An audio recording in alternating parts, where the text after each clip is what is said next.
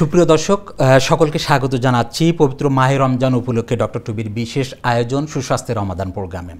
সম্পূর্ণ অনুষ্ঠান জুড়ে রয়েছে আমি ডক্টর হাসান মামুন রহমান। আজকে আমাদের আলোচনার বিষয় রোজা অবস্থায় হঠাৎ বুকে ব্যথা। এ বিষয়ে কথা বলার জন্য ডক্টর টিবির স্টুডিওতে উপস্থিত হয়েছেন ডাক্তার নাসিরউদ্দিন সাগর, হৃদরোগ বিশেষজ্ঞ, কনসালটেন্ট, কার্ডিওলজি বিভাগ, Dhaka medical college and hospital. Doctor টিবির স্টুডিওতে আমি স্বাগত জানাচ্ছি ডক্টর নাসিরউদ্দিন সাগর স্যারকে। আসসালামু আলাইকুম স্যার, কেমন আছেন? ওয়ালাইকুম আসসালাম। আসসালামু আলাইকুম সকলকে। আপনাকে ধন্যবাদ আমাকে আপনাদের এই অনুষ্ঠানে আমন্ত্রণ জানানোর জন্য।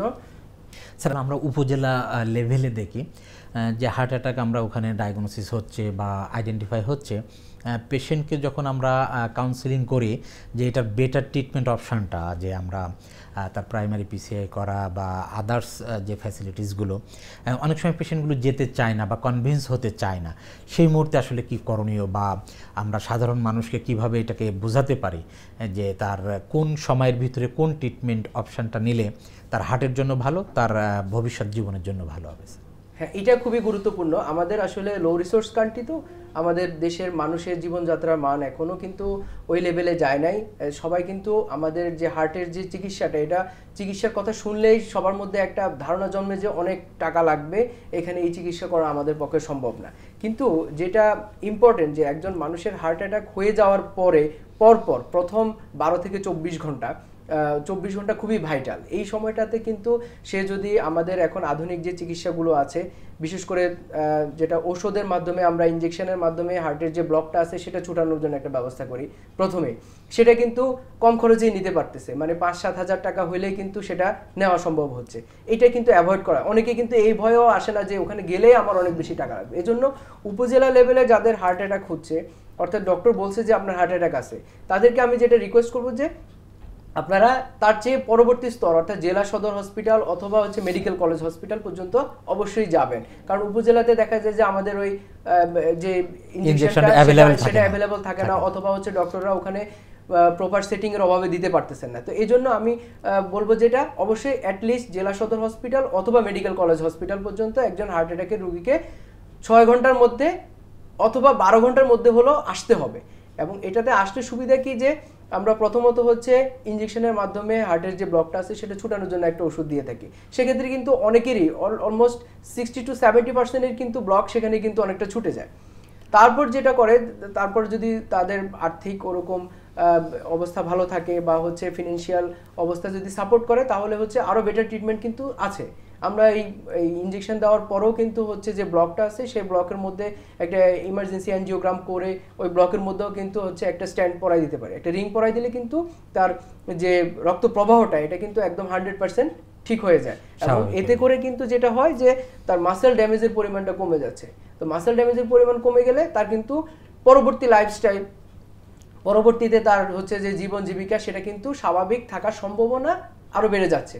অর্থাৎ তার ফাংশনাল ডিসেবিলিটি যেটা বা সে তার যে হার্ট ফেলিউরের যে সম্ভাবনা সেটা কিন্তু কমে যায়। তো এক্ষেত্রে সবারই উচিত যে পরবর্তী চিকিৎসার জন্য হায়ার সেন্টার অর্থাৎ অ্যাটলিস্ট জেলা সদর অথবা মেডিকেল কলেজ হসপিটাল পর্যন্ত যাওয়া, এবং যেখানে আমাদের যে ফার্মাকোলজিক্যাল যে রিভাস্কুলাইজেশন সেটা অথবা ইন্টারভেনশনাল যে রিভাস্কুলাইজেশন সেটা, যেখানে ফ্যাসিলিটিস আছে আর কি, যেখানে ফ্যাসিলিটিস আছে সেখানে যাওয়া উচিত। তার মানে একজন ডক্টর যখন এটাকে ডায়াগনোসিস করে ফেলতেছেন যেটা হার্ট অ্যাটাক, এবং উনি সাথে সাথে যে পরামর্শটা দিবেন ওই পেশেন্ট পার্টিকে, সেটা আসলে আমলে নেওয়া এবং আমলে নিয়ে দ্রুত সময়ের ভিতরে যেখানে ফ্যাসিলিটিসটা আছে সেটা ওষুধের মাধ্যমে হোক বা আপনি যেভাবে বললেন যে একটা রিং পরানোর মাধ্যমে হোক, দ্রুত এটা করলে তার মর্টালিটি বেনিফিট আছে আর কি। এখানে আরেকটা কথা বলে রাখি যে এখানে টাইম ওয়েস্ট করা যাবে না, অর্থাৎ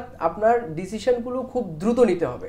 হার্ট অ্যাটাকের পরে প্রথম 24 ঘন্টা, আগে বলা হতো 12 ঘন্টা, এখন 24 ঘন্টা পর্যন্ত বলা হয় যে হার্ট অ্যাটাকের পরে, তবে যত দ্রুত সম্ভব যদি 6 ঘন্টার মধ্যে, যে রোগীটা 3 ঘন্টার মধ্যে পৌঁছাইতে পারে হসপিটালে, একটা টার্সিয়ারি লেভেল হসপিটালে, তার যে আউটকাম, যে 6 ঘন্টা পরে পৌঁছাচ্ছে তার আউটকাম কিন্তু তার চেয়ে খারাপ, আর যে 9 ঘন্টা পরে পৌঁছাচ্ছে তার আরও খারাপ, যে 12 ঘন্টা পরে পৌঁছাচ্ছে তার আরও বেশি খারাপ।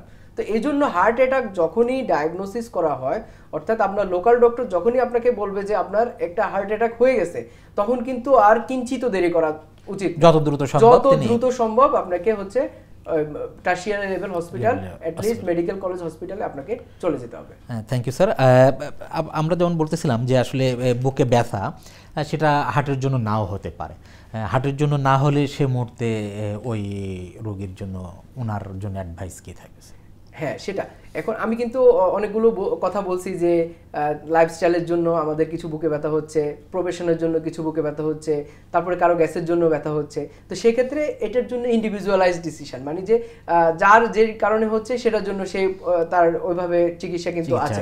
তো আমাদের একজন গ্রাজুয়েট ডক্টর দেখে যদি মনে করেন যে এই বুকে ব্যথাটা তার হার্টের জন্য না, সেটা হচ্ছে অন্য কোনো কারণে, সেটা কোন কারণে, যদি গ্যাস্ট্রিকের জন্য হয় তাহলে তার এটাতে আমরা যদি তার ডিসপেপসিয়া বা গ্যাস যেটা হয় যে পেট ফুলা পাপা থাকে, ওরকম যদি সিমটম থাকে, তাহলে ওটার জন্য আমরা কিছু আর একটু বাড়তি টেস্ট করতে হতে পারে, ইভেন অ্যান্ডোস্কোপি পর্যন্ত করা লাগতে পারে। সেক্ষেত্রে অ্যান্ডোস্কোপি করে অথবা আমরা নন ইনভেসিভলি এইচ পাইলোরি টেস্ট একটা খুব করি আমরা, কার্ডিওলজিস্ট যারা তারা কিন্তু এইচ পাইলোরি অ্যান্টিবডি টেস্ট করি। অ্যান্টিবডি দেখলে বুঝতে পারে যে তার পিউডির সম্ভাবনা বেশি কিনা, ঠিক আছে, বা তার এটা পিউডি জনিত ব্যথা কিনা বা এইচ পাইলোরি ইনফেকশন আছে কিনা, সেটা কিন্তু গ্যাস্ট্রিক আলসার করার জন্য দেয়।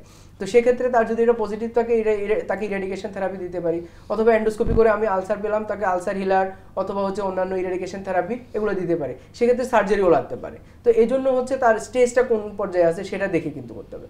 আর তাছাড়া তাকে যেটা করতে হবে সেটা হচ্ছে যে জেনারেল কিছু নিয়মকানুন মেনে চলতে হবে। তাকে ব্যথার ওষুধ খাওয়া যাবে না, ঠিক আছে, অতিরিক্ত গরম খাবার খাওয়া যাবে না, বা ঝাঁঝালো খাবার খাওয়া যাবে না, ফাস্ট ফুড কম খেতে হবে, সল্টেড ফুডগুলো কম খেতে হবে, তাহলে কিন্তু তার গ্যাস্ট্রিকের ব্যথাটা কম হবে।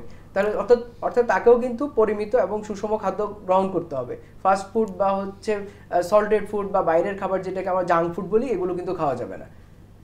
এটা হচ্ছে সাধারণত গ্যাস্ট্রিকের জন্য। আর আরেকটা কথা বলছি যে মাসকুলোস্কেলেটাল কারণ, অর্থাৎ মাংসপেশি অথবা আমাদের হচ্ছে হাড়ের কারণে যে ব্যথাটা হয়, সেটা সাধারণত যেটা আমি আমার প্র্যাকটিসে দেখি যে সাধারণত যারা হচ্ছে লং টাইম বসে কাজ করেন, সামনের দিকে ঝুঁকে ভারী কাজ করেন, আর আমাদের মা বোনদের কিন্তু এই বুকে ব্যথা কিন্তু খুব বেশি এখন কিন্তু এই গ্রাম অঞ্চলে অথবা শহরে যেখানে যাই আমরা দেখি যে মহিলাদের মধ্যে বুকে ব্যথার মানে হারটা অনেক বেশি বেড়ে গেছে এবং একটা অ্যাংজাইটি তৈরি করে যে বুকে ব্যথা। আসলে যেটা হয়, যেটা দেখছি যে মহিলাদের যে দৈনন্দিন যে কাজগুলো, এই কাজগুলোর মধ্যে ম্যাক্সিমাম হচ্ছে যে সামনের দিকে ঝুঁকে বসে কাজ করা, কাটার কাজ, রান্নাবান্নার কাজ, ধোয়া মোছার কাজ, ঘর ঝাড়ু দেওয়া বা টান দিয়ে ভারী কিছু তোলা, ইভেন আমরা যে গোসলের সময় পানিটা সামনের দিকে ঝুঁকে তুলি, এটা কিন্তু আমাদের সঠিক পর্যান না।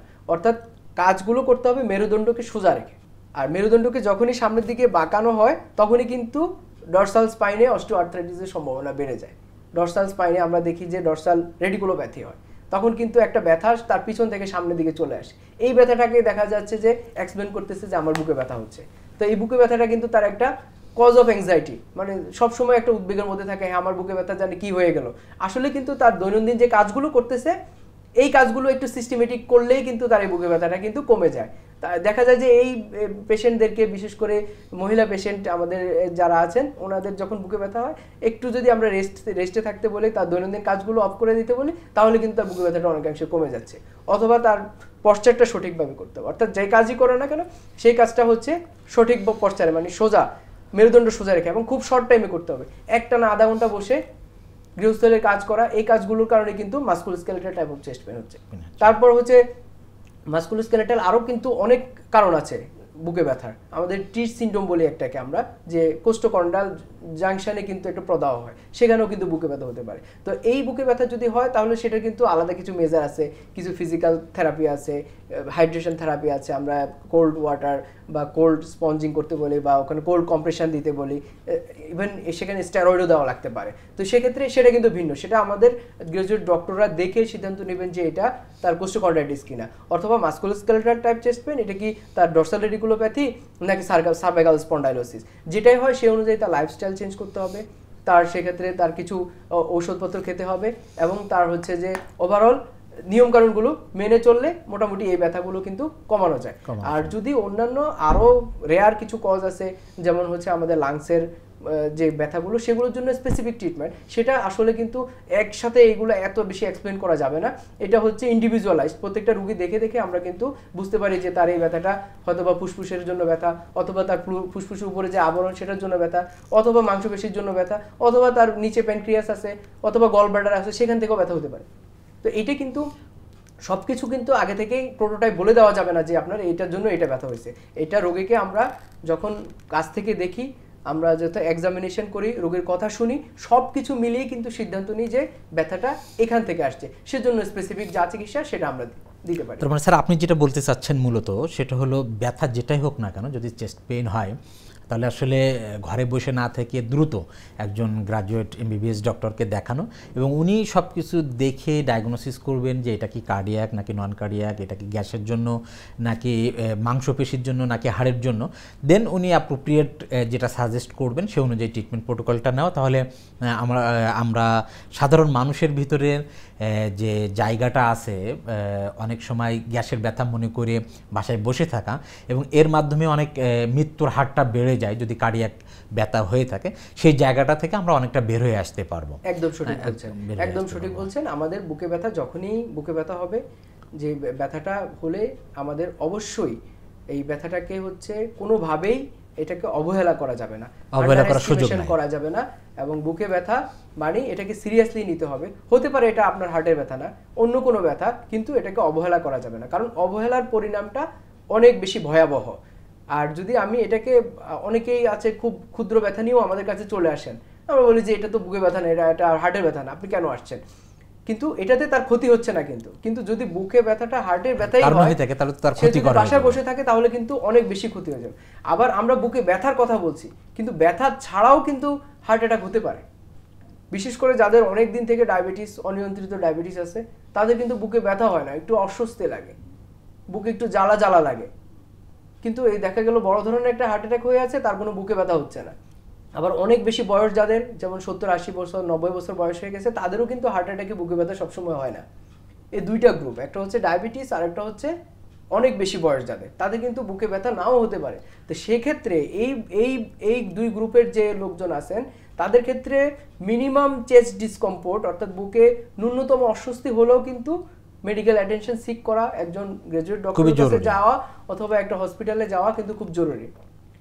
স্যার ওই মানে ওই দুই ক্যাটাগরির মানুষের জন্য কি আর কোনো সিমটমস হতে পারে, যেমন শ্বাসকষ্ট হওয়া বা? এক্স্যাক্টলি, যখন আপনার হার্ট অ্যাটাক হয়ে যায় তখন কিন্তু ডায়াবেটিস অনিয়ন্ত্রিত, অনেক দিন থেকে ডায়াবেটিস থাকলে কিন্তু বুঝতে পারে না অনেক সময় রোগীরা, অথবা হচ্ছে যারা ওল্ড এজে আছে তারা কিন্তু বুঝতে পারে না। তখন সেক্ষেত্রে তারা আমাদের কাছে যেটা নিয়ে প্রেজেন্ট করেন, অর্থাৎ তার ফার্স্ট প্রেজেন্টেশন যেটা হয়, আমি বলছি যে মাঝে মধ্যে বুকে অস্বস্তি লাগতে পারে অথবা বার্নিং হতে পারে, কিন্তু সবচেয়ে বেটার যেটা কমন আমাদের কাছে যেটা প্রেজেন্টেশন হয় সেটা হচ্ছে শ্বাসকষ্ট নিয়ে। অর্থাৎ যখন আমার কাছে সে আসলো ততক্ষণে কিন্তু তার হার্ট ফেল করে গেল, অস্থিরতা নিয়ে আসে, তখন কিন্তু আর হার্টের যে ফাংশন সেটা ঠিক থাকে না, তখন কিন্তু সে শ্বাসকষ্ট নিয়ে প্রেজেন্ট করতে পারে। এই জন্য শ্বাসকষ্টটাও অনেক সময় হার্ট অ্যাটাকের একটা প্রেজেন্টেশন। মানে এরকম বাসা থেকেই যদি এরকম হয় যে অস্থিরতা লাগতেছে, ঘামতেছে, শ্বাসকষ্ট হচ্ছে, তাহলে উনি ইমিডিয়েট একজন গ্র্যাজুয়েট ডক্টরের অবশ্যই অ্যাটেনশন সিক করবেন অবশ্যই। আর আমি আরেকটা কথা বলে রাখি যে আমাদের হার্ট অ্যাটাকের যে ব্যথা, এই ব্যথার সাথে কিছু অ্যাসোসিয়েটেড সিমটম থাকে, অর্থাৎ এটার সাথে আরো কিছু সিমটম থাকে যেটা দেখলে আমরা কনফার্ম হতে পারি যে না এটা হার্টেরই ব্যথা।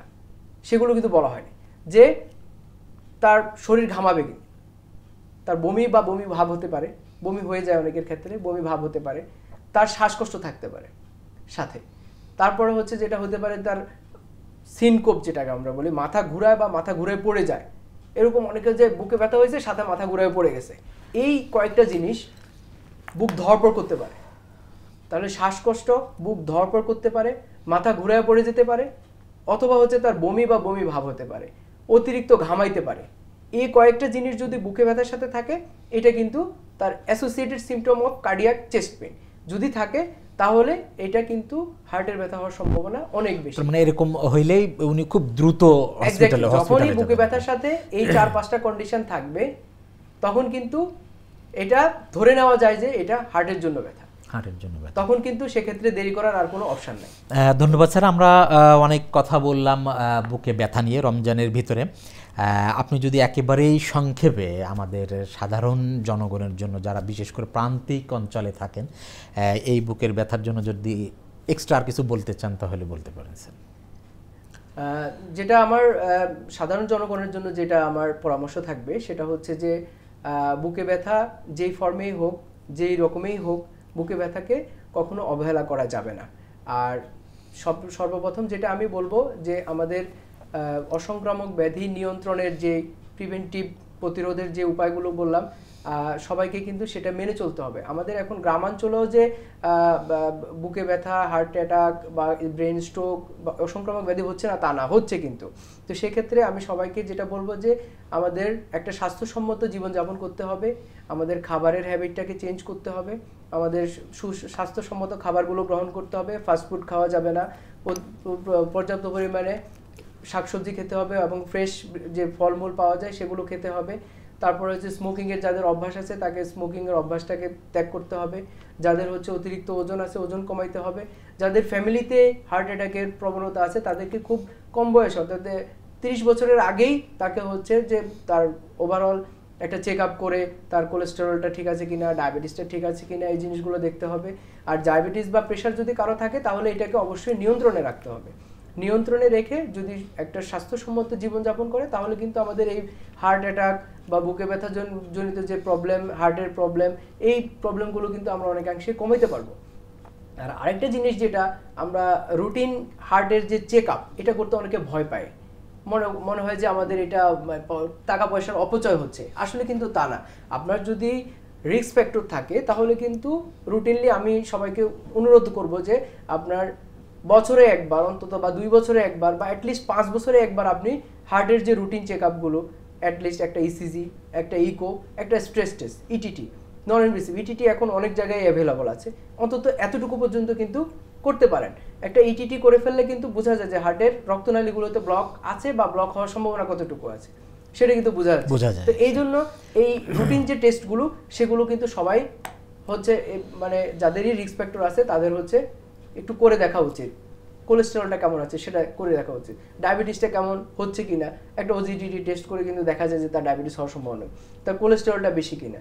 তারপরে আরেকটা চেক আপ আছে যে হাই সেন্সিটিভ সিআরপি, এটা দেখলে আমরা বুঝতে পারি যে তার শরীরের ভিতরে রক্তনালীতে চর্বি জমার সম্ভাবনা কতটুকু আছে, তার এই যে সিআরপি বলি, ওই সিআরপিটা করে দেখা যায়। অর্থাৎ রুটিন কিছু পরীক্ষা আছে, এই পরীক্ষাগুলো কিন্তু সবারই করে দেখা উচিত। বিশেষ করে 30 ঊর্ধ্ব, আগে বলা হতো যে 40 ঊর্ধ্ব, এখন আমরা বলি 30 ঊর্ধ্ব।